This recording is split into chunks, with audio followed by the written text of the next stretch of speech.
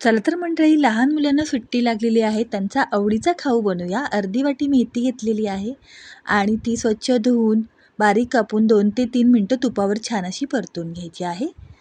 त्यानंतर परातीमध्ये 1 वाटी गहू, अर्धी वाटी रवा, 2 ते 3 चमचे तुपाचे मोहन घालायचे आहे. व्यवस्थित मिक्स करून घ्यायचे आहे. त्यामध्ये आता आपण जी मेथी शिजवून घेतली होती, परतून घेतली होती, ती घालूयात. तीसुद्धा छान अशी मिक्स करूया. मीठ घालूयात, थोडीशी जिरे पावडर घालूया, ओवा घालूयात आणि थोडेसे तीळ घालायचे आहेत पांढरे. थोडीशी हळद घालूया आणि थोडंसं लाल तिखट घालायचं आहे.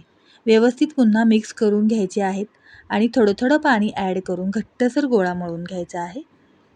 हे बघा, छान असा गोळा मळून झालेला आहे. त्याचे छोटे छोटे गोळे करायचे आणि अशा पोळ्या लाटून घ्यायच्या. 3 पोळ्या लाटून घेतलेल्या आहेत. त्याला साठा लावून घ्यायचा आहे. वरून थोडंसं पीठ पसरवून घ्यायचं आहे. दुसरी पोळी ठेवूयात. तिलासुद्धा साठा लावून घ्यायचा आहे आणि पुन्हा थोडंसं पीठ पसरवून घ्यायचं आहे. 3 पोळ्या ठेवून साठा लावून पीठ पसरवून घेतल्यानंतर छान असा रोल करून घ्यायचा आहे आपण.